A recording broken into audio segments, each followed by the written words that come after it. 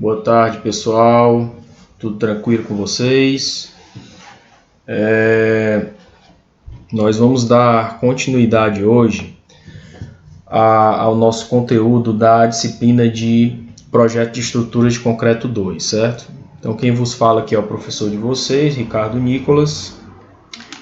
E esta é a nossa aula 2 de Projeto de Estruturas de Concreto 2, certo?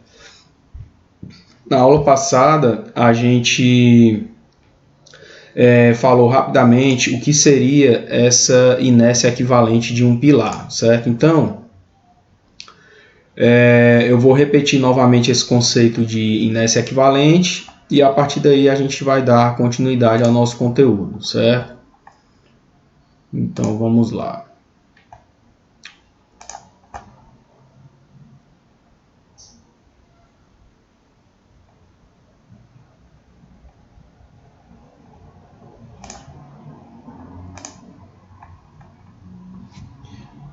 Bem, antes de dar continuidade a esse nosso conteúdo, nessa aula 2, né, eu vou repetir novamente aquelas nossas regrinhas gerais de conduta, certo? Então, toda aula eu vou tentar ficar repetindo essas regrinhas de conduta para vocês, certo?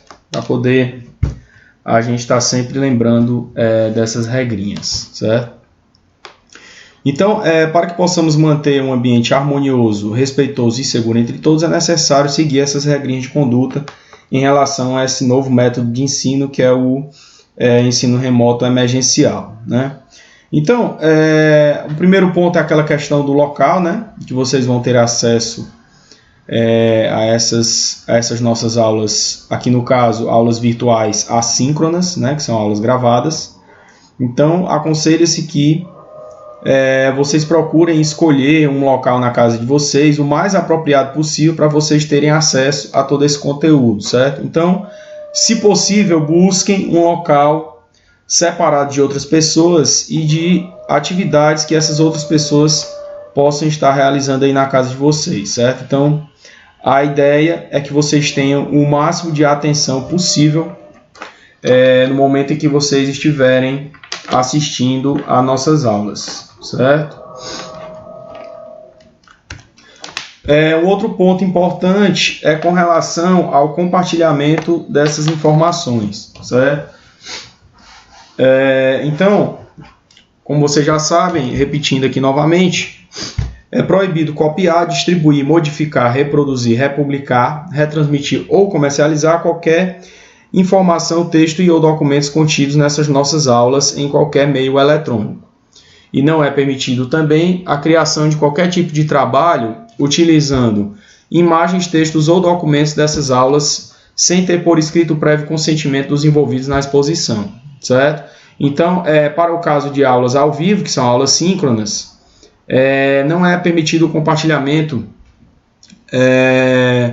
de qualquer tipo de informação, imagem, vídeo, etc., com qualquer outra pessoa fora do campus, né? Quer dizer, que não seja aluno do IFCE, certo? Então, esse compartilhamento ele só é permitido entre nós, professores, docentes e discentes do nosso curso de Engenharia Civil, certo? Então, no caso de aulas ao vivo, todos que estão participando ali daquela aula ao vivo, eles precisam autorizar o compartilhamento para que seja feito o compartilhamento. E no caso dessas aulas que eu estou gravando e mandando para vocês, vocês precisariam de uma autorização ou um consentimento meu para poder compartilhar tudo isso que eu estou passando para vocês com outras pessoas, certo? Então é proibido. A sala de aula virtual ela é uma extensão da nossa sala de aula presencial, né? Portanto, o regulamento da organização didática ele é o documento que rege tanto a aula presencial quanto a aula virtual, certo? Ao ter acesso à aula virtual, quer seja ela síncrona ou assíncrona, vocês estarão cientes de que a violação dessas regras ela é passível de medidas disciplinares, tanto no âmbito do IFCE como no âmbito civil e criminal, certo? Então, pessoal, na aula passada, a gente finalizou a aula passada falando sobre inércia equivalente de um pilar, certo, pessoal? Então, o que é isso? Pessoal, quando a gente fala em inércia equivalente de um pilar, a gente está falando de uma maneira simplificada de representar uma determinada estrutura de concreto armado, certo? Aqui, no caso, a gente está falando de um pórtico plano. E o pórtico, a gente sabe que o pórtico ele é formado por pilares e vigas, certo? Então, ele é um elemento estrutural formado basicamente por pilares e vigas, certo? Então, o que é que diz essa questão esse conceito de inércia equivalente? Podemos obter um pilar equivalente a um pórtico plano, aqui no caso, né, em termos de rigidez. Ou seja, desejamos encontrar um pilar que seja engastado na base e livre no topo, que possua a mesma rigidez desse nosso pórtico aqui, certo? Então, com a mesma rigidez, quando submetidos ao mesmo carregamento, o pilar e o pórtico eles devem ter obrigatoriamente os mesmos deslocamentos. No caso, o deslocamento máximo lá no topo tem que ser o mesmo tanto para o pórtico quanto para o pilar, certo? Então, pessoal, utilizando o F2, né, que é o software que a gente vai utilizar para modelar essas nossas estruturas planas aqui, a gente consegue, através dessa formulaçãozinha aqui, né, a gente consegue obter um pilar que tenha uma rigidez equivalente a um determinado pórtico plano, certo? Beleza. Então, pessoal, essa rigidez, né, que é o modo de elasticidade multiplicado pela nossa inércia, ela vai ser igual à força que está sendo aplicada lá no topo do nosso pórtico ou do nosso pilar, né, vezes a altura total dessa estrutura elevado ao cubo, dividido por 3 vezes o deslocamento no topo, certo? Então, com essa, a partir dessa formulação aqui, que vem lá da nossa teoria de Euler, né, a gente consegue obter essa rigidez equivalente, né?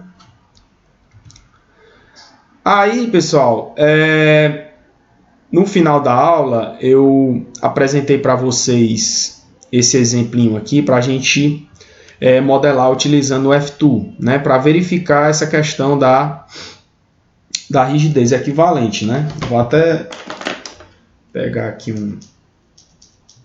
uma caneta e um papel aqui para a gente calcular isso daí. Eu vou mostrando para vocês os cálculos, né? E a gente vai modelar esse pórtico e esse pilar para comparar as rigidezes, certo?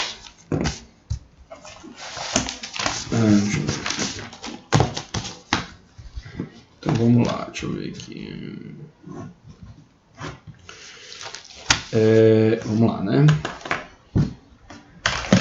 Então o que é que ele diz aí na questão? Ele pede para a gente determinar as dimensões de um determinado pilar, né?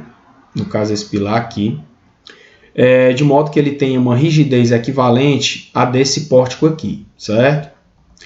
Admitir que a menor dimensão do pilar seja de 20 centímetros, certo? Então, a gente vai ter um pilar de 20 centímetros, uma das dimensões vai ser 20, né? E a outra eu não sei quanto é que vale, né? Aqui, que esse desenho tá ruim de enxergar, né? Mas a gente vai modelar aqui esse pilar nas duas direções, certo? Exatamente para verificar a importância da inércia quando você está modelando a sua estrutura, certo? Eu vou mostrar. Então aqui é 20 centímetros por H, né? 20 centímetros por H. Beleza. Certo. Ele pede para a gente aplicar uma força de 100 kN no topo, né? Uma força de 100 kN. Certo? Ele diz ainda que o concreto ele tem um FCK de 20 megapascal, né? Certo? e pede para a gente utilizar o modo de elasticidade secante, do material para poder modelar essa nossa estrutura, considerando ainda que o agregado graúdo ele é um agregado granítico, certo? Então, considerando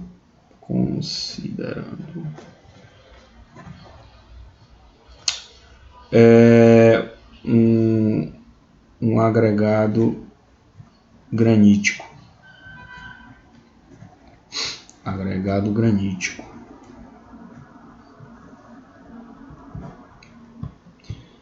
Beleza, né? Então vamos lá, né? Pessoal, vamos modelar nossa estruturazinha. Vou abrir aqui o F2, né? Aí agora eu vou mostrar o passo a passo para vocês como é que a gente faz para modelar uma estruturazinha no F2, certo? Vamos lá. Eu já abri aqui o F2. O F2 eu já disponibilizei para vocês, né? Certo? Então essa aqui é a cara do F2. A gente tem essa barrazinha de títulos aqui. Aí tem essa outra barra aqui, que é para você abrir um novo modelo, abrir um arquivo, salvar, imprimir, copiar, etc. Aí tem essa outra barrazinha aqui, que é a nossa barra principal, né? É a nossa barra de ferramentas, né, do F2, e tem essa barra lateral aqui também, que é a barra que a gente utiliza para modelar a nossa estrutura, certo? Aí aqui nós temos algumas informações a respeito da estrutura, né? Dependendo do botão que a gente clique aqui, essas informações elas vão mudando, né? Ó, certo? Beleza? Então, pessoal, quando eu utilizo o F2, como é que eu faço normalmente quando eu vou modelar uma estrutura no F2, certo? Como é que a gente deve fazer? Como é que a gente deve trabalhar com F2? Pessoal, a primeira coisa que a gente deve fazer é localizar os nós da nossa estrutura, certo? As estruturas que a gente modela no F2, normalmente elas são estruturas reticuladas, formadas por barras, né? Então, todos os elementos aqui no F2, eles são mostrados para a gente como barras, certo? Então, nós temos nós e temos barras, certo? Então, a nossa estrutura modelada no F2, ela é basicamente formada por nós e barras, certo? Então, a primeira coisa que a gente vai fazer aqui é localizar os nós da nossa estrutura. Então, pessoal, como é que a gente faz para localizar os nós? Para localizar os nós, como aqui a gente está trabalhando no plano, nós vamos ter apenas duas coordenadas. A gente vai ter uma coordenada x e uma coordenada y, certo? Então, para localizar os nós, eu clico aqui no modo de teclado e clico aqui no botão inserir nó, certo? Então, no momento que eu faço isso, ele já abre essa janelinha aqui, onde eu vou entrar com as coordenadas dos meus nós, certo? Vou entrar com as coordenadas dos nós. Aí nós vamos lá para o nosso modelo, a gente vai modelar primeiro o pórtico, certo? Então vamos modelar o pórtico.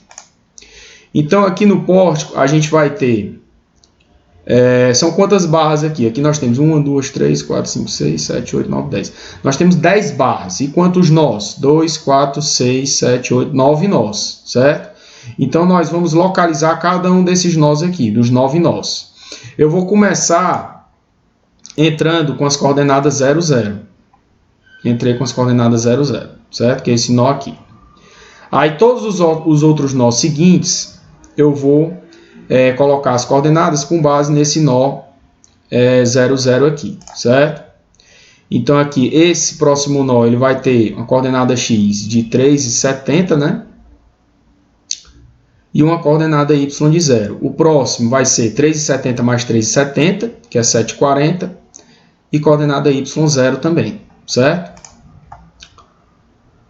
Beleza, então 3,70, y 0, 740, né? 370 por 740 e aqui 0.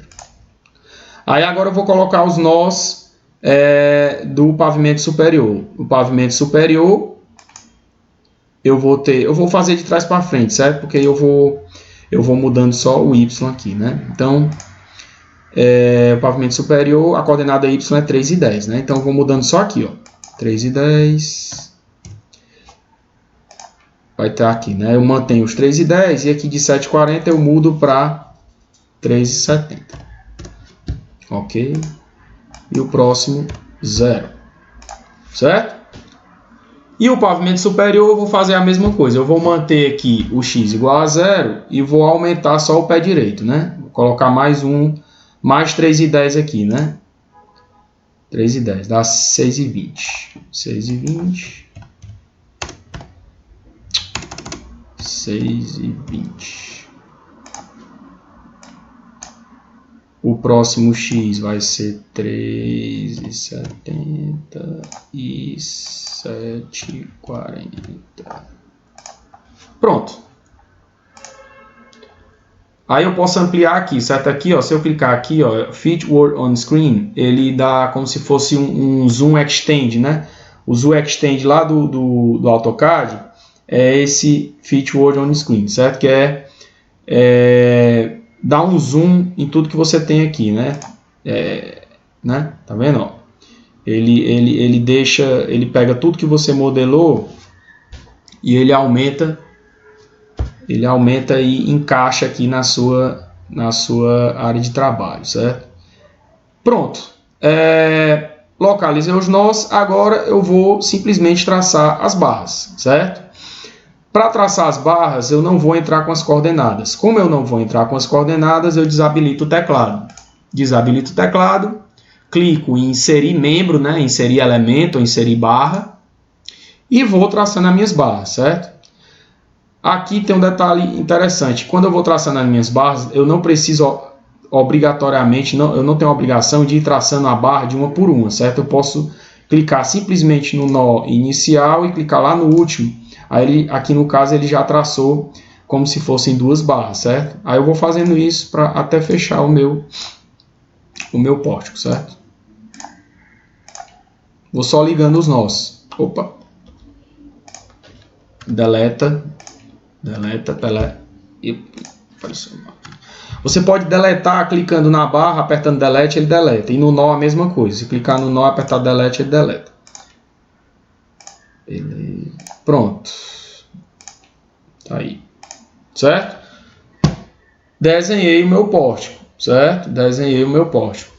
Aí, pessoal, depois de desenhar o meu pórtico, né? Depois de entrar com os nós e interligar os nós, né? Formando as barras, o que é que eu faço?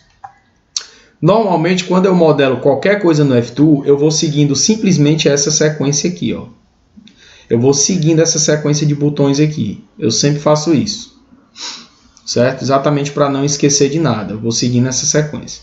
Então, o primeiro botão aqui é o quê? Propriedade dos materiais.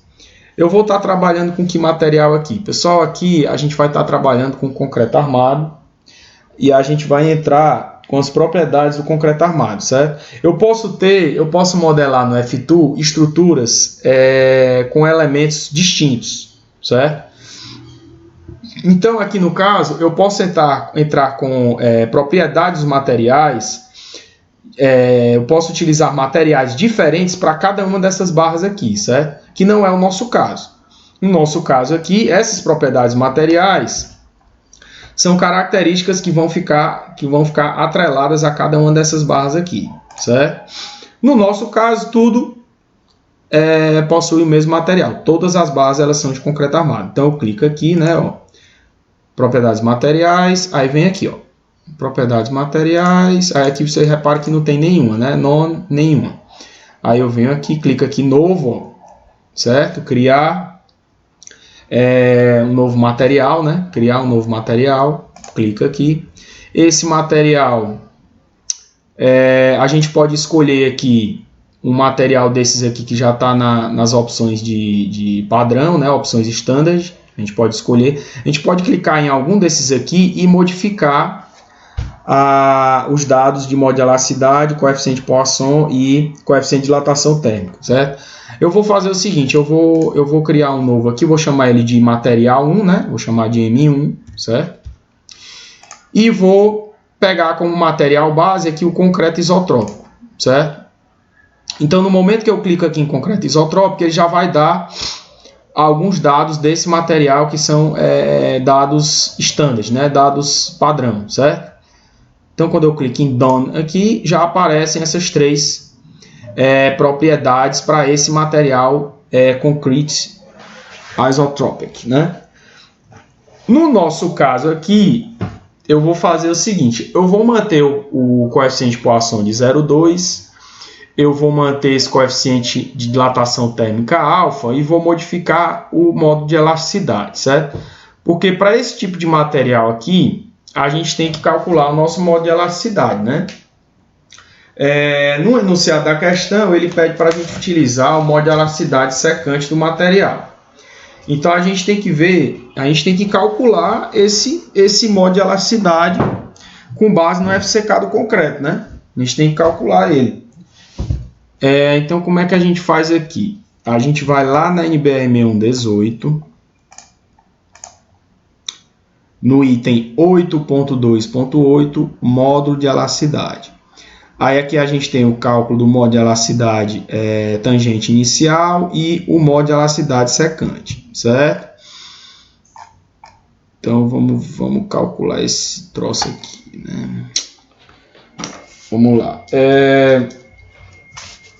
O nosso módulo de elasticidade secante, que é o SCS, ele vai ser igual a αi vezes o módulo de elasticidade tangente inicial, certo?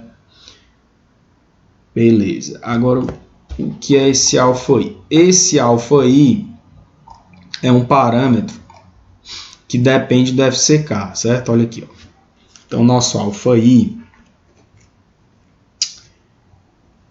ele vai ser igual a 0,8 mais 0,2 vezes o FCK dividido por 80 e ele tem que ser menor ou igual a 1, certo? Então, pessoal, para o FCK igual a 20 megapascal, quanto é que vai ser esse nosso αi aqui? Vamos ver aqui. FCK 20 megapascal dividido por 80 vezes 0,2 mais 0,8 dá 0,85, certo? 0,85. Agora a gente tem que calcular o modo de elasticidade tangente inicial. O nosso modo de elasticidade tangente inicial, galera, nós temos duas fórmulas aqui para o modo de elasticidade tangente inicial. A primeira para FCK entre 20 e 50 e a segunda para FCK entre 55 e 90, certo? Como o nosso FCK vale 20, nós vamos utilizar a primeira fórmula. Então, nosso modo de elasticidade tangente inicial vai ser igual ao nosso parâmetro αe, que depende do tipo de agregado graúdo que a gente vai utilizar para o nosso concreto, vezes 5.600 vezes a raiz de FCK. Beleza. No enunciado da questão, ele já obriga a gente a utilizar um agregado granítico. Como o nosso agregado ele vai ser granítico, o nosso αe vai ser igual a 1, certo? Então, o nosso módulo de elasticidade tangente inicial vai ser 1 vezes 5.600 raiz de 20, certo? Então, raiz de 20 vezes 5.600. Então, o nosso modo de elasticidade tangente inicial vai ser igual a 25.043,96 megapascal, certo? Então, nosso módulo de elasticidade secante vai ser 0,85 vezes 25.043,96. Isso aqui vai dar quanto? Isso aqui vai dar 21.287,367 megapascal, certo?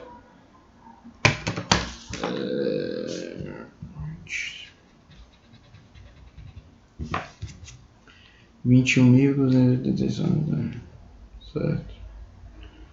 Beleza. Beleza, calculado, né? Vamos lá, vamos voltar aqui para a questão. Ver aqui. Ok, né? Beleza pura, beleza pura. Então vamos lá. Voltando aqui para o nosso F2. Vamos colocar o valor do nosso modo de elasticidade secante aqui, certo, galera? Eu não sei se aqui eu tinha arredondado. Eu vou fazer o seguinte, eu vou arredondar isso aqui para 21.287, certo? Eu não vou colocar nenhuma casa decimal, certo? Eu vou botar 21.2187. Aí aqui, ó, pessoal, tem um botãozinho aqui, ó, para aplicar para todos os membros, certo? Então, quando eu clico aqui, ó, pá, ele já aplica todos esses parâmetros em todas as barras. Para você conferir se realmente ele aplicou esses dados aqui para todas as barras, você simplesmente aperta aqui, ó. Quando você aperta aqui, ele acende todas as barras com material M1.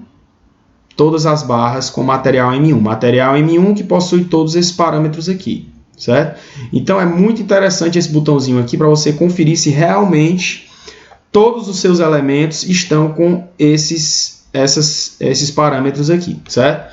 Isso aqui é legal, pessoal, porque, por exemplo, se você tiver barras com propriedades materiais distintas, tiver aqui M1, M2, M3, M4, você pode ir clicando aqui, selecionando aqui o tipo de material e aperta aqui no botãozinho para ele mostrar os membros que possuem o material que está selecionado aqui, certo? Então isso aqui é muito interessante para você conferir se realmente todas as barras estão com esses parâmetros de material M1, certo? Esse botãozinho aqui, ó.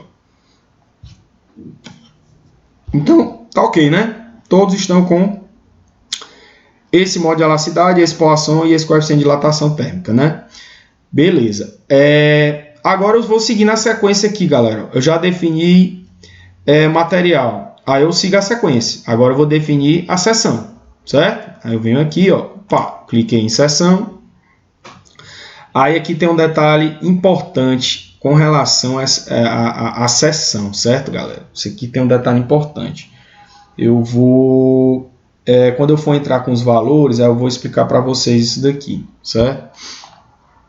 Vamos lá. Então, vamos para as dimensões dos nossos elementos, né? Vamos ver aqui. Então, aqui quais são as dimensões dos nossos elementos?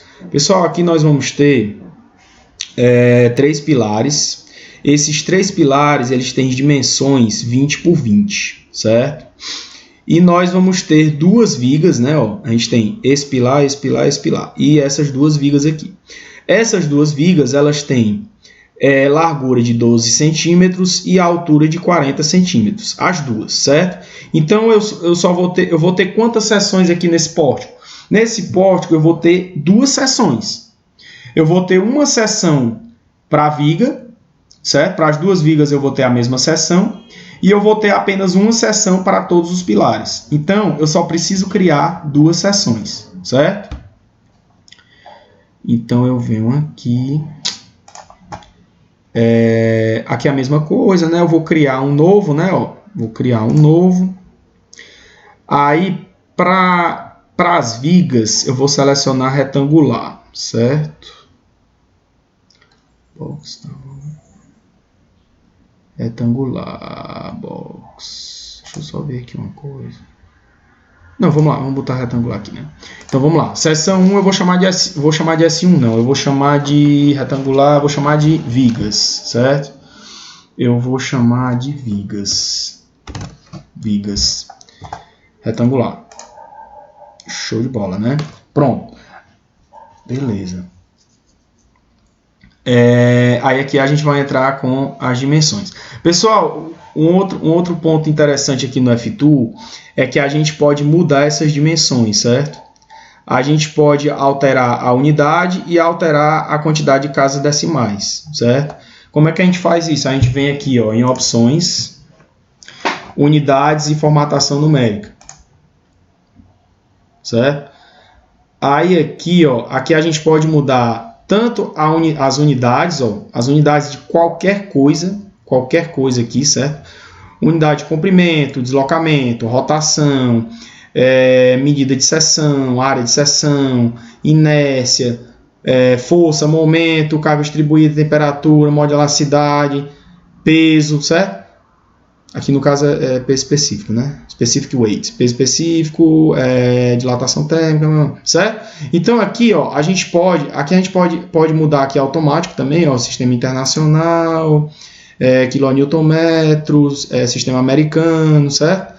Então aqui a gente pode mudar as unidades de qualquer coisa e aqui a gente muda a quantidade de casas decimais, certo? O que é que eu estou querendo mudar aqui? Eu quero mudar as dimensões das seções, da seção, né? Então eu venho aqui, ó, section size, ó, dimensões das seções. Aqui eu quero deixar em centímetro, certo? Para entrar direto em centímetro e nenhuma casa decimal, sem casa decimal, certo? Clique em OK, pá, aí ele já mudou aqui. Então aqui eu vou entrar com vigas, né? As dimensões das vigas. As minhas vigas elas vão ter uma altura D de 40, né? 40 e largura B de bola de 12, certo? Beleza, né? Coloquei as medidas aqui, agora eu vou aplicar. Nesse caso, eu não vou aplicar para todos, né, pessoal? Nesse caso, eu só vou aplicar para essas 4 barras aqui, ó. Quando eu vou aplicar,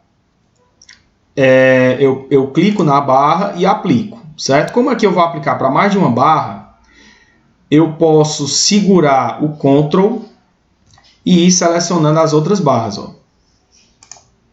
Ctrl não, pessoal, desculpe, o Shift. Seguro o Shift e vou selecionando as outras barras, ó. Essa barra, essa barra, essa barra. Pronto, eu quero que essas 4 barras aqui sejam vigas com essas dimensões aqui. Aí eu venho e clico aqui nesse botão aplicar para as barras selecionadas, aplicar para os membros selecionados. Aí eu venho, ó, pá, apliquei. Aí agora a gente faz aquele testezinho de novo, né? Clica nesse botãozinho aqui para ele mostrar os elementos selecionados. Aí ele acende aqui as barrinhas que representam as vigas. Então, show de bola, né? Tá ok, né? Agora vamos para os pilares. Para os pilares eu vou ter que criar uma nova seção, né? Criar uma nova seção, eu vou chamar de pilares. Aí eu venho aqui. Aqui no caso, o pilar, ele vai ser... box? Eu acho que é box. Seção quadrada, eu acho que é box. Deixa eu só conferir aqui. Ah, não, não é box, não. Não é box. Não é box. Espera aí. Dá para apagar, não dá. Não é box, não é box. Rapaz, não tinha... Ring Circle. Não tem a seção circular. Circular não, quadrada. Não tem, né, bicho? O que é essa angle aqui? Eu tô só tentando... Só recordando aqui, certo? Ah, angle é L, né? Angle é L. Certo. Bota retangular mesmo, então, né? Bota retangular e entra com as duas dimensões iguais, né? Porque não tem aqui a seção... Será que é essa? Acho que não tem, não. Seção quadrada não tem. Parece que não tem, não, né? Double angle... E... Deixa eu ver que seção é essa aqui, só para relembrar. Eita. Não, essa não. Não tem seção quadrada, não. Então vamos colocar como retangular, pilares, e a gente coloca as mesmas dimensões. Os pilares eles vão ser 20 por 20, né? 20 por 20. e vamos selecionar os pilares segurando no Shift. Segura o Shift e vai selecionando os pilares. Aplicar para as barras selecionadas ou membros selecionados. Pá. Pronto, pessoal. Show de bola. Agora vamos conferir, né? Vigas. Acender as vigas. Pilares. Acender os pilares. Show de bola, né? Beleza pura. Então, definimos as propriedades materiais, definimos as seções. Agora vamos colocar os apoios. Condições de apoio, condições de suporte. Terceiro botãozinho. Aperta lá, pronto. Aí aqui a gente já tem as nossas condições de apoio, certo? Esse spring aqui, pessoal, é coeficiente de mola, certo? Que a gente pode colocar uma rigidez de mola nesses nós aqui, se a gente quiser, certo? Aqui são deslocamentos, né? Deslocamento X livre ou fixo, Y livre ou fixo, rotação em Z livre ou fixo, certo?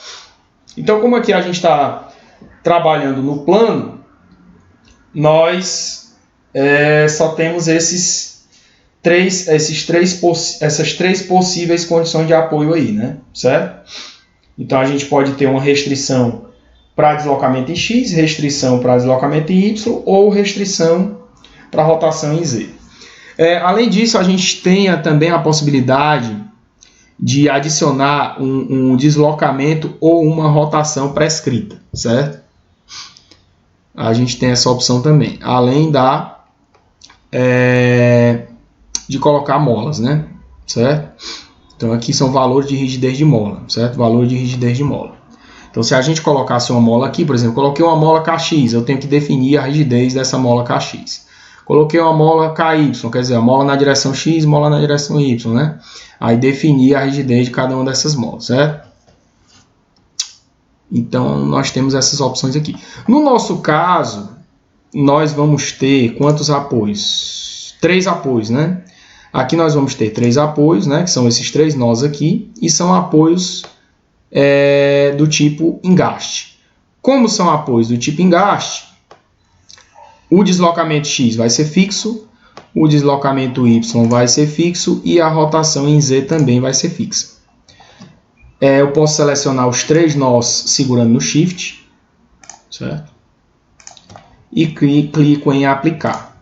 Pronto, aí ele já desenha os apoios, certo? Beleza. O que mais?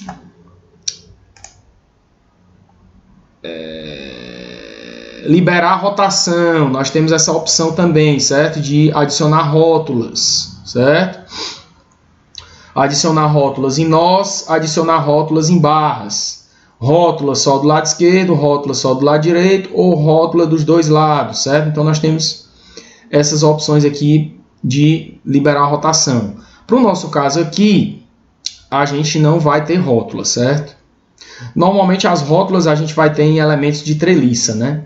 Então quando vocês forem modelar as treliças de vocês, os nós das treliças, eles têm rótulas em todos os nós, quer dizer, as rotações elas são liberadas para rótulas, para nós de treliças, certo? Então quando vocês forem modelar treliças, vocês devem adicionar essas rótulas.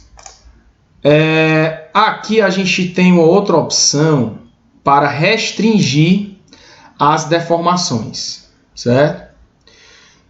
Restringir deformações. Então a gente pode restringir a flexão, restringir a deformação axial, restringir a deformação de cisalhamento ou ainda considerar o nosso membro ou o nosso elemento como sendo um membro rígido, certo? Então nós temos essas opções de restrição de deformação. Constraints são restrições, constraints. Deformation constraints são restrições de deformação, certo? Então nós temos essas opções aqui. Para esse nosso caso aqui, a gente não vai restringir nenhum tipo de deformação. Então vamos para o próximo botão. Forças nodais. O próximo botão são forças nodais, pessoal. Nós vamos ter alguma força aqui sendo aplicada em algum nó. Vamos, né? Vamos sim. Nós vamos ter a nossa forçazinha horizontal aqui, né? Simulando aqui uma força de vento de 100 kN. Então a gente vem aqui, né? Força aplicada em nó. Essa força a gente vai aplicar nesse nó aqui, ó, certo? Então a gente vem aqui, ó. Força aplicada em nó, eu vou chamar de FH, não, vou chamar de F1, né? Vou chamar de F1. F1. Aí aqui eu tenho a opção. Em um único nó eu posso adicionar as duas forças e adicionar momento também, certo, pessoal? Então eu posso ter esses três tipos de esforços. Eu posso ter uma força na direção X, uma força na direção Y e ainda um momento na direção Z, certo? Aqui no nosso caso nós vamos ter apenas uma força horizontal. Então vai ser um Fx. E ela vai ser para a direita, então vai ser positivo. E vai valer 100 kN. A unidade aqui já está em kN. Se não tivesse em kN, vocês poderiam modificar aqui, ó, certo? Força, kilonewton, newton ou tonelada força, certo? Como eu quero em kN e aqui eu não tenho casa decimal, é um número sem casa número inteiro, né? Eu posso colocar esse formato aqui de número inteiro. Aí já mudou aqui, ó. 100. Clico no nó e aplico. Tá aí. Beleza? Outro ponto interessante aqui no F2, certo? Vocês percebem que a formatação aqui da nossa força, ela tá bem pequenininha, né? Vocês podem modificar também o tamanho da representação das forças ou dos esforços, assim como medidas também de comprimento, certo? Como é que vocês modificam isso aqui? Vocês vêm aqui em opções, ó, análise, isso pode, né? Ó, tamanho de suporte, ou de ligação, né? Tamanho de suporte ou de ligação, tamanho de carregamento e tamanho de texto. Eu vou aqui em tamanho de texto, aqui está small, tá vendo? Eu vou colocar em large, que é maior, ele já aumentou, certo? Então aumentou o tamanho do texto, certo? Fica melhor de enxergar, né? Certo? Então vocês podem vir aqui e alterar esses tamanhos aqui, ó. Tamanho de carregamento também, certo? Ó. Se eu botar large aqui, ele aumenta o tamanho da seta, certo? Eu vou deixar médio mesmo, né? Tá bom, médio, certo? E suporte também. O suporte vocês também aumentam, certo? Eu botar large aqui, vai aumentar aqui embaixo, ó. Aumenta o tamanho do suporte, ó, certo? É muito bom isso daqui para poder facilitar a visualização, certo? Ok, força de 100 kN, vou ver se está faltando alguma coisa. Aqui a gente ainda tem a opção de adicionar momentos, né, em membros, carga distribuída, certo? Carga distribuída aqui no caso retangular e carga distribuída qualquer. Ó. Reparem que aqui a gente tem a opção de carga distribuída qualquer, muito interessante isso aqui, certo? Quando vocês, se tiverem a necessidade de aplicar uma carga trapezoidal distribuída ou uma carga triangular, uma carga qualquer, vocês apertam nesse botão aqui, certo? Aí outro detalhe interessante é que essa carga distribuída, ela pode ser aplicada de forma global ou de forma local. Isso aqui é muito bom, é muito interessante isso daqui, para barras inclinadas, certo? Quando você tem uma barra inclinada, você pode optar por adicionar esse carregamento em relação às coordenadas global, da estrutura global, né? Que é a coordenada XY padrão, né? Certo? Que é a coordenada horizontal e vertical, ou coordenada local, ou aplicar a carga em coordenada local.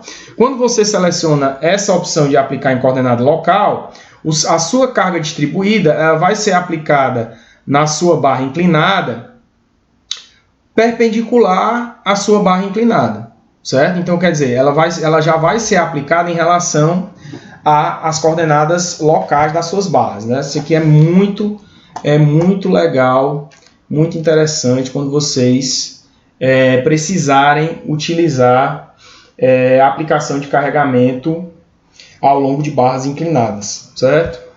Muito interessante. Beleza, colocamos aqui é a temperatura, variação de temperatura, carga de temperatura, ó, certo? Também pode adicionar temperatura, variação de temperatura, certo? A parte superior com a temperatura tal, na parte inferior a temperatura tal. Então vocês podem colocar aqui variação de temperatura, que não é o nosso caso, certo? Beleza, acho que nosso modelo está pronto, né? Show de bola. Agora a gente vem aqui, galera, ó. Configuração deformada. Clica aqui.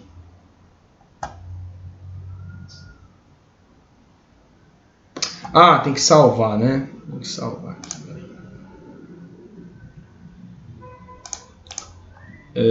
IFC concreto 2. Vamos colocar aqui inércia equivalente. Inércia equivalente. Inércia equivalente.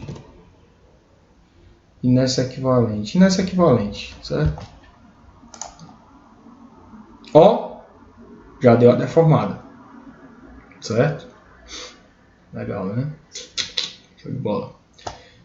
Se a gente clicar aqui nesse nozinho, a gente tem o valor do deslocamento horizontal dx, deslocamento vertical dy e rotação RZ, certo?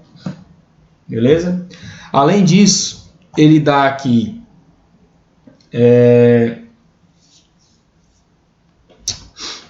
o valor da coordenada x no ponto que você clicou, né? Como eu cliquei em cima do nó, a coordenada vai ser 0.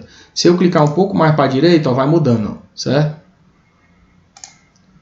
Beleza? E aqui ele dá também o comprimento da barra, certo? Essa barrinha aqui, ó, ela tem um comprimento de 3,70, certo? Ele dá o comprimento da barra também. Beleza. Agora vamos fazer o seguinte. Agora vamos voltar para o exercício, né? Então, pessoal, o que é que acontece aqui? Ó? Reparem que aqui, esse exemplo que a gente modelou, ó, como eu já tinha feito ele anteriormente, eu já tinha esse deslocamento de 7,45 centímetros. Para ficar nessa mesma unidade aqui, eu vou mudar aqui o formato que aparece o meu DX, certo? Eu vou mudar isso daqui, ó. Eu vou aqui, opções, unidade de formatação numérica, displacement, deslocamento, eu quero em centímetro. E eu quero com 2 casas decimais. 2 casas decimais, centímetro, ok. No momento que eu clico no nó, ele já me dá o meu deslocamento do jeitinho que eu pedi, certo? Me dá o deslocamento dx em centímetro e mostrando 2 casas decimais, certo? Que é exatamente o valor que tem aqui no slide, certo? Show de bola, né? Então, significa dizer que quando eu aplico uma carga de 100 kN aqui no topo desse pórtico plano aqui, com essas dimensões e com essas características de materiais, eu vou ter um deslocamento de 7,45 centímetros lá no topo, certo? Agora, pessoal, eu pego esse valor de deslocamento aqui e vou modelar o meu pilar equivalente. Um pilar engastado na base, livre no topo, que tem uma rigidez equivalente à rigidez desse pórtico. Para que esse pilar tenha uma rigidez equivalente à rigidez desse pórtico, quando eu aplicar a mesma carga de 100 kN lá no meu pilar, no topo do meu pilar, ele tem que deslocar lá no topo o mesmo deslocamento desse pórtico aqui, de 7,45, certo? Ah, outra coisa legal aqui do F2, que vocês já devem saber, mas eu vou falar aqui de novo para vocês, é com relação à verificação das dimensões das barras, dos comprimentos das barras, na verdade, certo, pessoal? Então, vocês podem utilizar essa ferramentazinha aqui, ó, inserir linha de dimensão para você cotar as suas dimensões, certo? Então, clica no nó, clica no outro, pá, ele dá as cotas do modelo de vocês, certo? Isso aqui é bom para conferir se realmente o seu modelo está com as dimensões que você queria modelar, certo? Pé direito 3,10, a distância 3,70, show de bola, né? Tudo ok, né? Certo. Outro detalhe aqui do nosso F2 interessante é com relação ao grid, certo? Você pode clicar aqui nessa caixa de seleção para poder mostrar um gridzinho para você ter uma base para você ter uma ideia de distância, né, quando você estivesse fazendo o seu desenho, certo? E esse grid você pode também modificar as distâncias dos pontos do grid, certo? As distâncias entre cada um desses pontinhos do seu grid. Você pode modificar aqui, certo? Aqui se eu botar 2 e 2, ó, ele já modifica, ele já aumentou a distância, né? Ó. Ele já aumentou a distância, certo? Outra coisa legal aqui é o Black Background. Isso daqui também é interessante, ó. Vocês podem modificar o fundo da área de trabalho de vocês, certo? É interessante utilizar esse fundo escuro aqui, né? É muito interessante, certo? Ó. Até para forçar menos a vista, né? Você botar um background escuro, né? Você força menos a vista, né? Isso é outra coisa interessante. Beleza? Então você modifica aqui, ó, modifica as coordenadas aqui, ó, ele já vai mudando, ó, a distância entre o seu grid. E outro ponto importante também é o Snap. Quando você clica aqui no Snap, você só consegue desenhar nos pontos marcados do grid, ó, certo? Ó. Você só consegue desenhar nos pontos marcados do grid, ó, quando o Snap está ativado, certo? Ó. Então, à medida que você vai andando com o cursor, ele vai andando em cima do seu grid.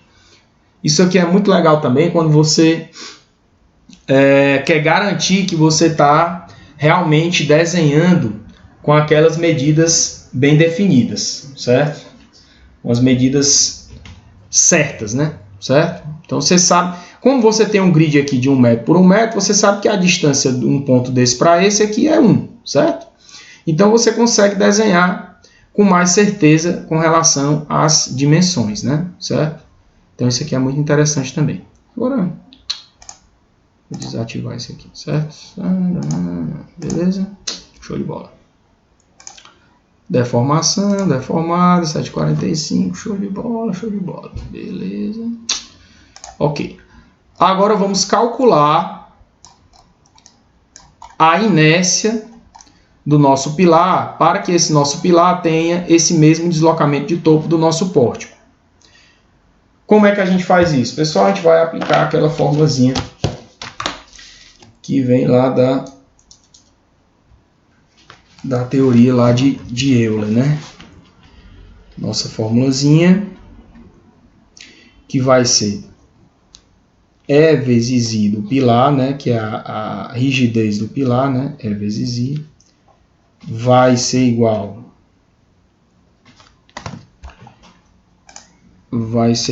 a força que está sendo aplicada no topo vezes a altura total, né?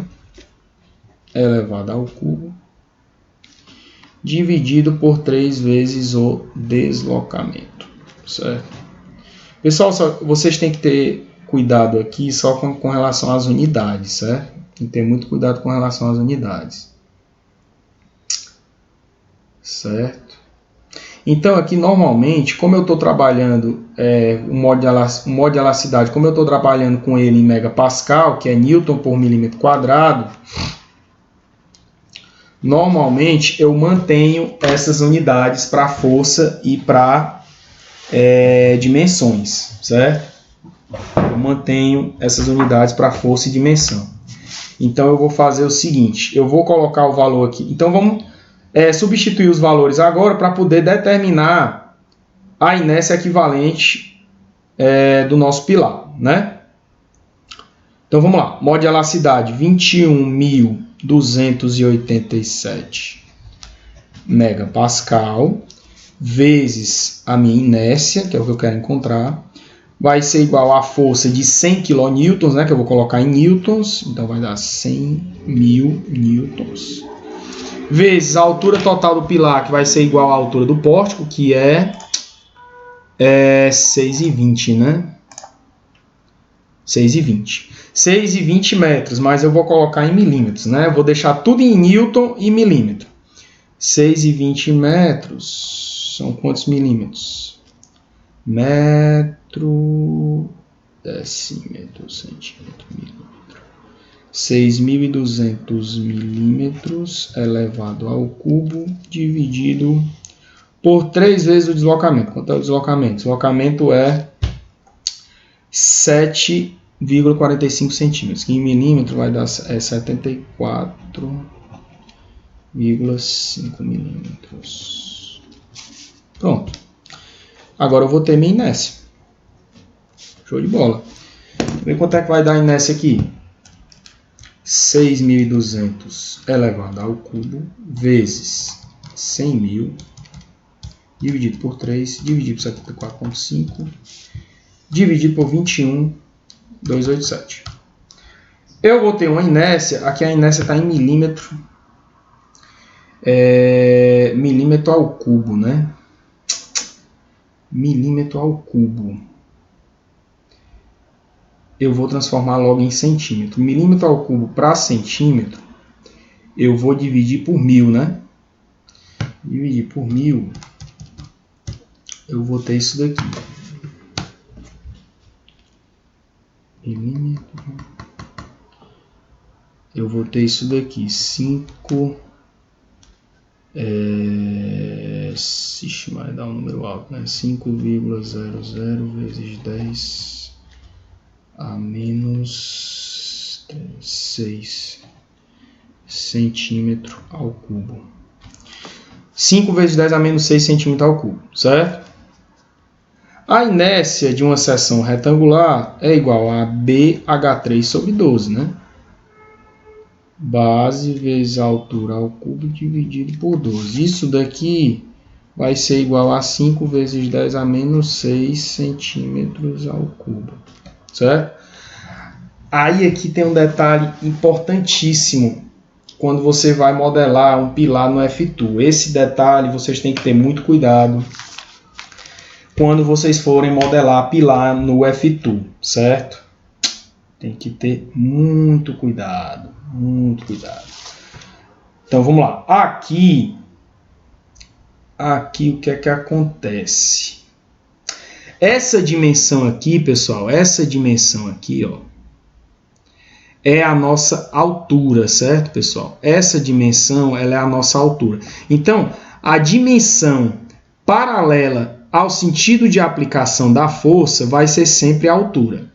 E a dimensão perpendicular ao sentido de aplicação da força vai ser o nosso B de bola, que é a largura, certo? Então, quando a gente vai modelar aqui o pilar, vamos modelar o nosso pilar, né?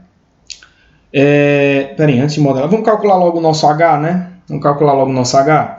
A nossa largura de pilar, que é a menor dimensão, ele exigiu que fosse 20 centímetros, certo? Então, a gente vai modelar os dois pilares.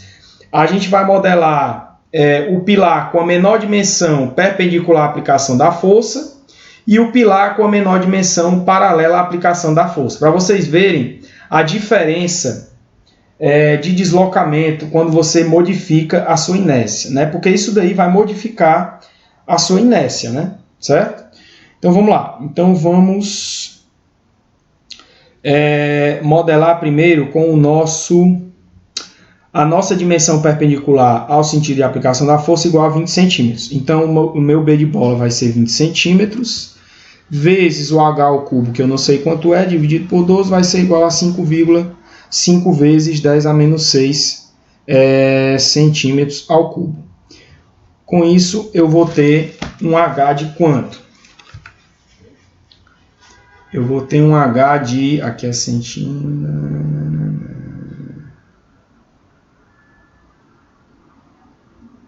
vezes... Ixi, tá errado aqui, né?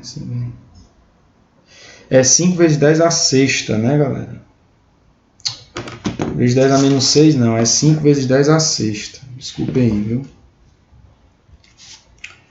5 vezes 10 a sexta. 5 vezes 10 a sexta. Vamos lá. Então, 5 vezes 10 a sexta vezes 12 dividido por 20 é raiz cúbica, né? Raiz cúbica. 144. É isso mesmo? 144 é isso tudo, né? Pior que eu nem coloquei a medida do troço aqui, né? Aqui deu 144 centímetros. Na verdade, 144,3 centímetros, né? 31 centímetros. Que dá 1,44 m. A gente vai modelar com essas dimensões aqui e testar para ver se realmente o deslocamento bate, né? Certo? Então vamos lá. Vamos lá, né? Então a nossa outra dimensão ficou em 144,31. Então vamos lá. O material do pilar é o mesmo, vai mudar só a seção, né? Sim, a gente tem que primeiro colocar aqui, identificar as coordenadas dos nós, né? Nesse caso eu vou ligar o grid. Porque eu vou marcar aqui o primeiro ponto pelo grid, certo? E vou ligar o snap também. Então, o meu primeiro nó, o nó do pilar, eu vou colocar aqui, certo? Aí, para o outro nó, eu desligo o snap. Agora, não, peraí. Deixa eu ver aqui uma coisa. Tem que ver as coordenadas aqui, né? Coordenada x é 12, coordenada y 0. Coordenada x é 12. Então, tem que manter a mesma coordenada x. Desligar aqui o snap, desligo o grid. E vou marcar o outro nó ligando no tecladozinho. Então, meu x é 12 e o meu y é quanto? 6,20, né? Pronto. Marcou aqui. Desliga o teclado. Desenha a barrinha.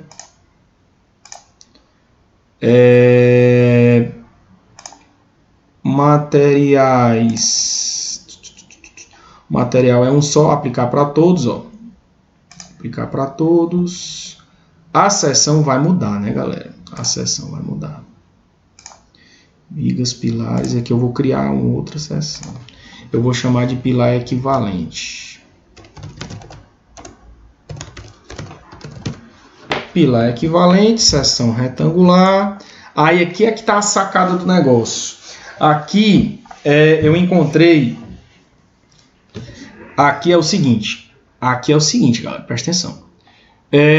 A menor dimensão, que é a dimensão B de bola, ela vai estar sempre no sentido perpendicular ao sentido de aplicação da minha força, certo?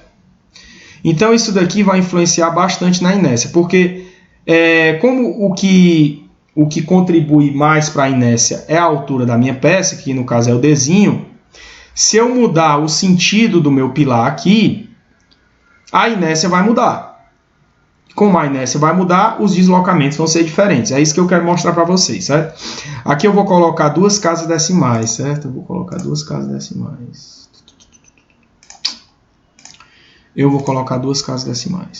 Então, o meu Bzinho ele já dá na questão, B de bola, que é 20. Essa primeira dimensão aqui, né? Que é a dimensão perpendicular ao sentido de aplicação da força. E a outra dimensão vai ser a dimensão que eu calculei, que deu 144,31, certo? Vixe, Mário, que foi que eu... Não, aqui não, meu filho. Oh, meu Deus do céu. Será que mudou? Não mudou não, porque eu não apliquei, né? As vigas... Ah, meu Deus. A viga aqui era 12 por 40, né? Não mudou porque eu não apliquei, certo? Não tem problema não, mas vamos deixar aqui, né? Pilar equivalente, B de bola, 20 centímetros. E aqui 144,31. Agora eu vou aplicar. Show. Beleza. Condição de apoio é a mesma, né? Condição de apoio é a mesma, engaste. E a minha força de 100 kN, que também é a mesma. Só aplicar. Show de bola, né? Agora vamos verificar o deslocamento.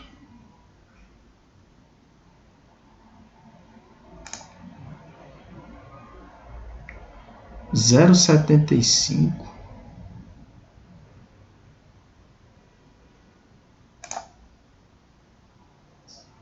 Espera aí, pessoal.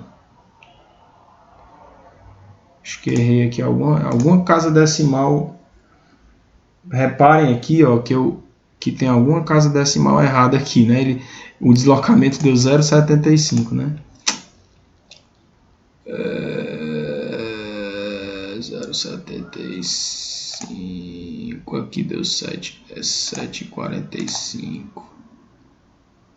Rapaz, o que é que deu errado aqui? Esse milímetro. Aqui está em centímetro para milímetro. 74. Aqui está em milímetro. Tem algum errinho aqui nas casas decimais, né?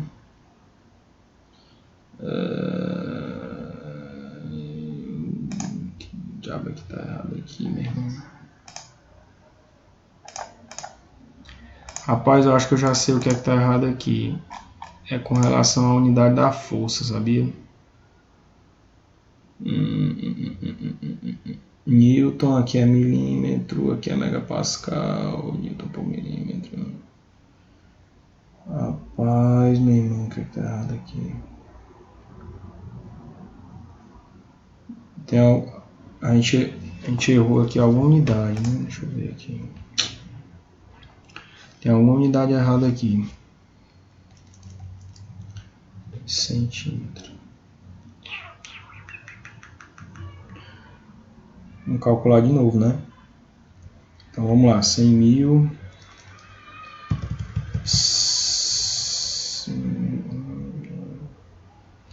Vamos lá, 6.200 milímetros a altura, né? 6.200 milímetros a altura. Vezes 100 mil. Dividido por 3, dividido por 74,5. Certo. Dividir isso tudo por 21,287. Aí vai dar isso daqui em milímetro.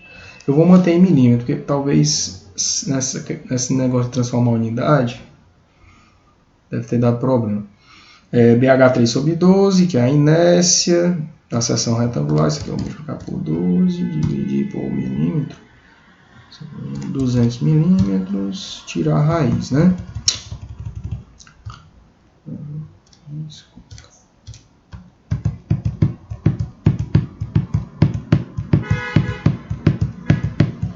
Tava calculado errado mesmo, viu, pessoal? Tava errado mesmo. 66,99. Deu 67 agora. Rapaz, o que foi que eu fiz errado aqui? Deixa eu verificar de novo aqui essa transformação de unidade. 6.200 elevado ao cubo vezes 4,5. Dividido por 21,287. Pronto. Ok. Aqui nós estamos em milímetro. Pessoal, meu Deus do céu. É milímetro a quarta, né? Inércia é milímetro a quarta, é isso que está errado. Milímetro a quarta, meu filho. Milímetro a quarta. Para transformar para centímetro, eu divido por 10.000. 1, 2, 3. Agora está certo. Agora está certo. 5 vezes 10 à quinta. 5 vezes 10 à quinta centímetro ao cubo. 5 vezes 10 à quinta. 5 vezes 10 a quinta, centímetro a quarta, né? Centímetro ao cubo não, centímetro a quarta. Inércia é centímetro a quarta, né? Pelo amor de Deus. Aqui, 5.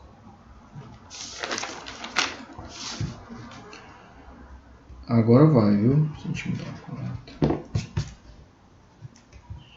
Só corrigindo aqui. Aqui. 5 vezes 10 a quinta. Isso daqui multiplica por 12, divide por 20 centímetros e tira a raiz cúbica. Agora sim. 67 centímetros. 66,985.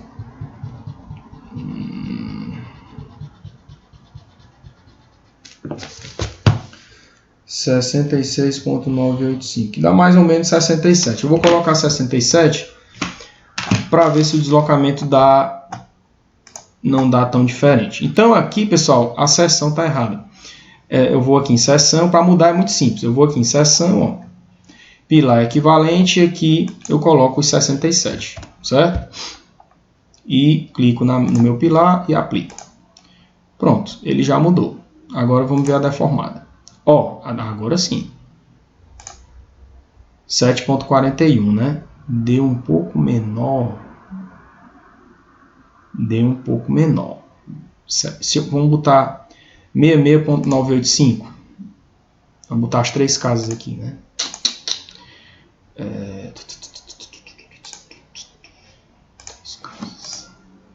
3 casas, pilar equivalente. 66,65. Vamos ver se bate agora.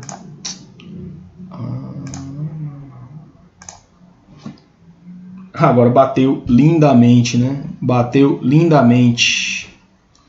Certo? 7,45, 7,45. Maravilhoso, né? Maravilhoso. Beleza?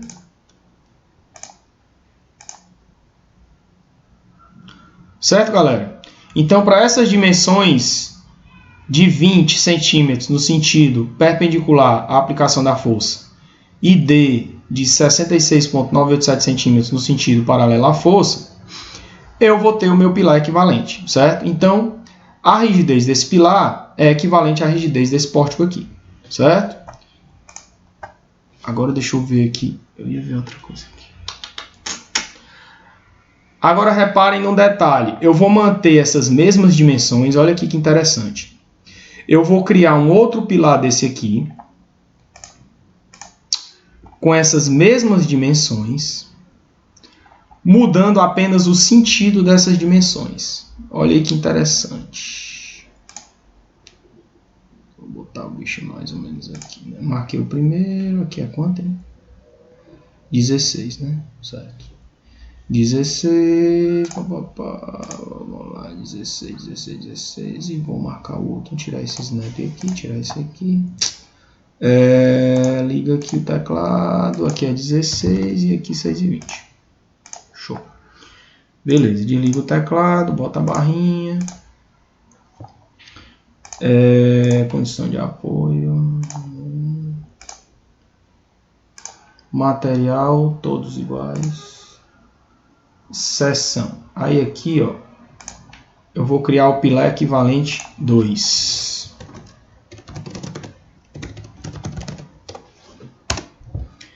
Mantenho retangular, seção. Aí o que é que eu vou fazer aqui, galera? Eu vou trocar essas dimensões. Em vez de B igual a 20, eu vou botar o D de dado igual a 20. E aqui, o meu B vai ser o meu 66,985. Olha aí o que é que vai acontecer. Aplica a mesma força, né? A mesma força. Olha que interessante. Olha isso. Olha a diferença. Quanto é que deu o deslocamento aqui? O deslocamento aqui deu absurdamente maior. 83,13. Certo?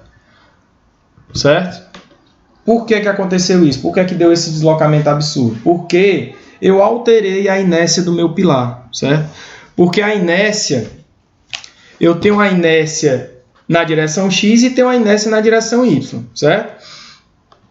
Então, a inércia vai depender da direção de aplicação da força, certo? Aqui eu mantive as mesmas dimensões, mas eu troquei a direção do pilar. Eu mantive a força na mesma direção e troquei as dimensões. O que foi que aconteceu? A inércia do meu pilar foi-se embora. A inércia diminuiu absurdamente, porque a inércia é base, a inércia de seção retangular é base vezes a altura ao cubo dividido por 12, certo? Então, como a minha maior dimensão passou a ser a base e a menor dimensão passou a ser a altura, a minha inércia ela diminuiu absurdamente, certo?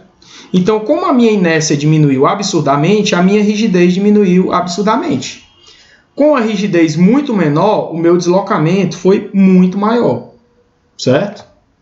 Então, é por isso que eu digo, quando vocês forem modelar estruturas utilizando o F2, tenham muito cuidado com relação à seção. Quando vocês forem entrar com esses dados aqui, vocês têm que ter muito cuidado, certo?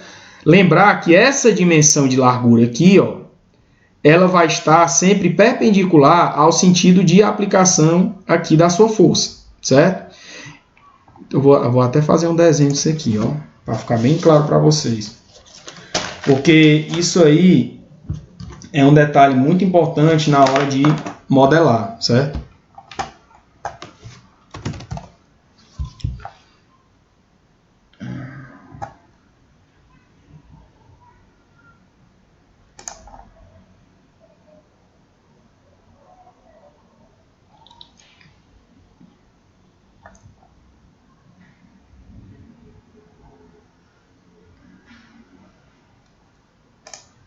Eu vou salvar aqui.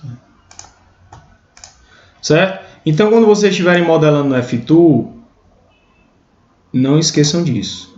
Certo?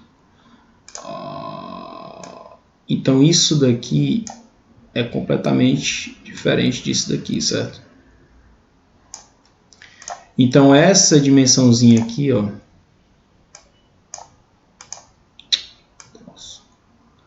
Essa dimensãozinha aqui, ó.